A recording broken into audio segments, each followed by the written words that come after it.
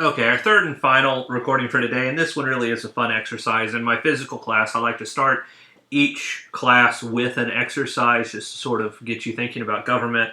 Can't really do it in the online format, but this is one of the favorite ones I've done consistently, and it deals with the presidential pardon, the power of the president to pardon. And if you just watch the different the videos, the first two videos, you saw we talked about the presidential pardon.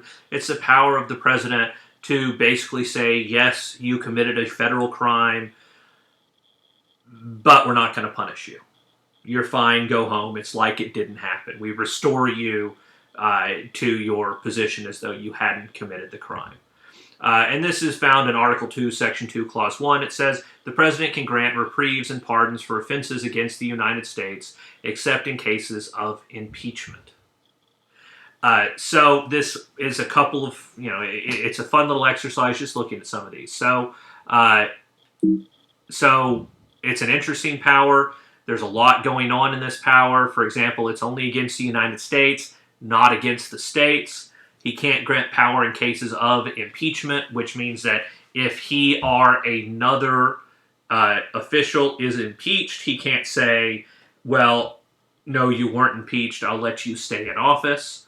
However, he can pardon the underlying crime. So say you were impeached because you murdered a postal worker, which is a federal offense, and the president said, yeah, well, I never really liked that postal worker anyway, so he pardons you.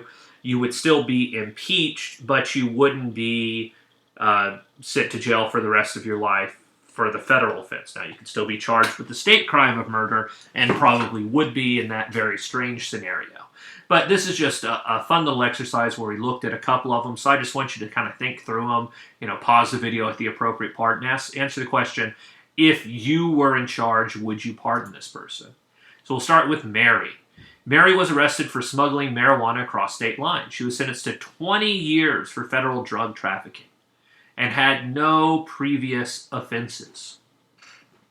If this came to your desk and you were the President of the United States, would you pardon her?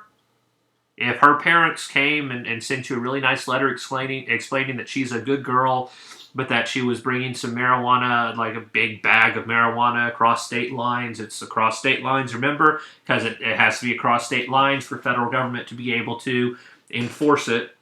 So we're making sure it's a clear federal law. She was arrested, charged federally for drug trafficking, and she was bringing it to a party with a whole lot of friends. She was just picking it up and bringing it over. Would you pardon her? Why or why not? Think about that for a minute. Now, what about John? John was arrested for smuggling heroin. It was his second offense. He also had a history of minor violent offenses, assault, theft, etc. He was given 45 years. So what about John? What do we do with John? Now, I like this one because I kind of bring it up as a little bit of a trick. There's not too much information here, but I like to bring this one up because a lot of people look at Mary and they say, yeah, especially students say, Mary, yeah, I'm going to pardon her. It's just marijuana, it's her first offense, blah, blah, blah. And they look at John and they go, no, not going to pardon John. And so I always like to kind of go here and stop and talk a little bit about addiction. So John is arrested for smuggling heroin. It's his second offense for heroin. So we know he's had a problem with heroin in the past. And he has a history of minor violent offenses, assault, theft, etc. Now, when we think about somebody who has an addiction, we think about the sort of behaviors they have in their lives. And these are the kind of things we see. We'll see a history of minor crimes because they're supporting their drug habit. They're breaking into places, they're robbing things, they're getting into fights, things like that as part of their drug habit. And so I always like to bring this one up to kind of make students stop and think about it. If we're saying it's okay for Mary, when Mary knowingly broke a law for no other reason than to have fun at a party, should we also consider helping out John when John is in a situation where he very likely has an addiction to heroin? Is it the role of the president to pardon him in those situations? But and why or why not? Now, I'm not saying one way or another if you should pardon one, the other, or both, or neither. But I think it's worth pointing out that John normally gets the short end of this conversation very quickly. What about Dick? You're the vice president. The president resigns while under investigation for obstruction of justice for lying to the FBI, leaving you as the president. Should you pardon him? So, you were the vice president, the president just left. Should you pardon him? Now, this was, of course, a big issue. This was Watergate. This was Nixon. Nixon resigned, and Ford, his vice president, was faced with the situation of what happens next. And Ford ultimately decided to issue a pardon to Nixon. Now, why did he issue that pardon? Well, according to Ford, he issued the pardon but for a couple of reasons, but the main one was that we needed an end to this issue. He said that regardless of what the president did, we cannot move forward until we can put a period on this. If we spend the next 2 years or more dragging the presidency through the mud, trying to figure out who knew what, when, where, and how, all that's going to do is hurt the prestige of the presidency and hurt the prestige of the country. And so for the good of everyone, he said, I'm going to end this issue, I'm going to issue a pardon, and we're done. He also didn't want to set a precedent of going after former political rivals. In a lot of countries, when the country starts falling apart is when whoever loses the election goes to jail. And this happens in a lot of countries. We saw it happen in ancient Rome even. Whoever would, when the other party would take power, their enemies would go to jail or be killed. And there's a fear in this country that if we start going after our political rivals, putting them in jail, that it will raise the stakes so much that people won't be willing to leave office. We're talking about that a bit right now. We talked about it when Trump took office, and he was, that we were chanting, lock her up, lock her up. You remember those days? And the question of whether or not Hillary Clinton should be investigated and should they bring charges against her. Ultimately, they did not. And now there's a lot of allegations that Trump might have been engaged in illegal activity, and there's talk about will he leave office if he loses the next election, or will he try to find some way to stay in office? And some people allege that that's because he's afraid that if he leaves office, he will be prosecuted for the crimes that he allegedly committed.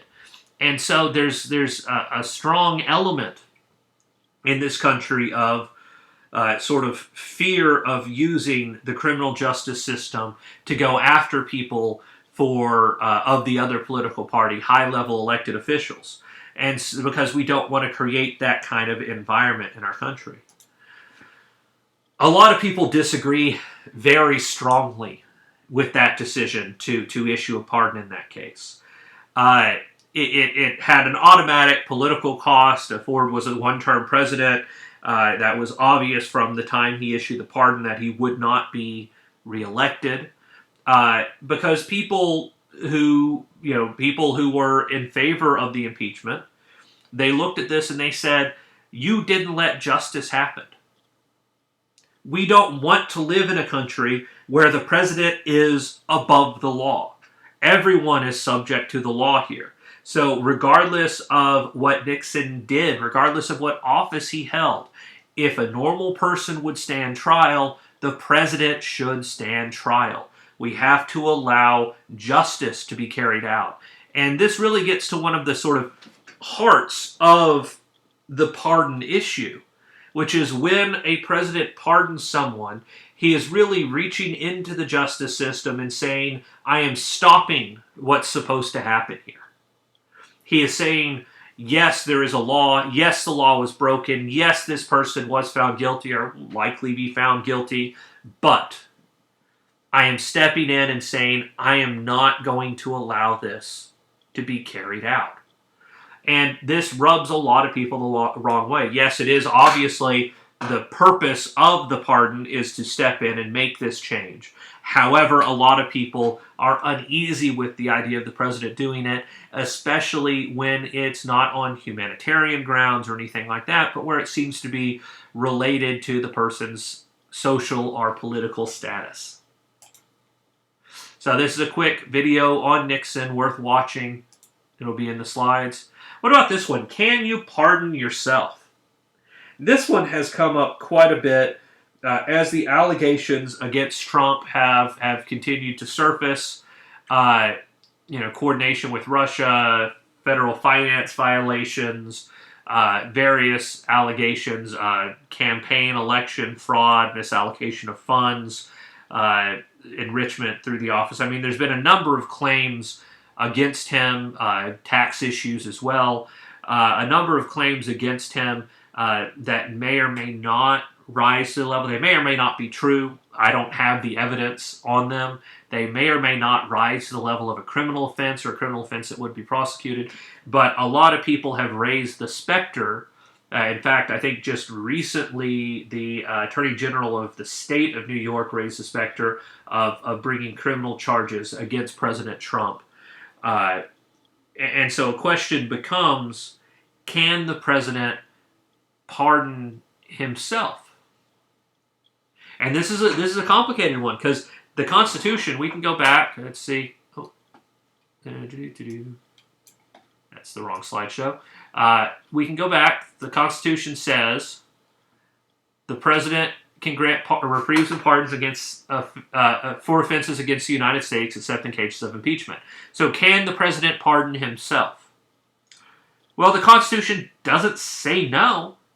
Now, a lot of scholars say, no, you can't pardon yourself. It wouldn't make any sense to pardon yourself. It would not, it would go against common sense. But other people point out that the Constitution, which is the supreme law of the land, doesn't say one way or another.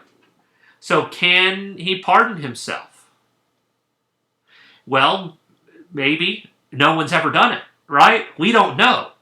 So we know that if he's impeached, he can't pardon himself to get out of the impeachment. But as we said, for the underlying crime, can he say, I'm going to pardon myself? His last day in office, can he say, I pardon myself for any offenses I might have committed? And just like that, he's done. And we don't know. We might see that, and what would happen is very likely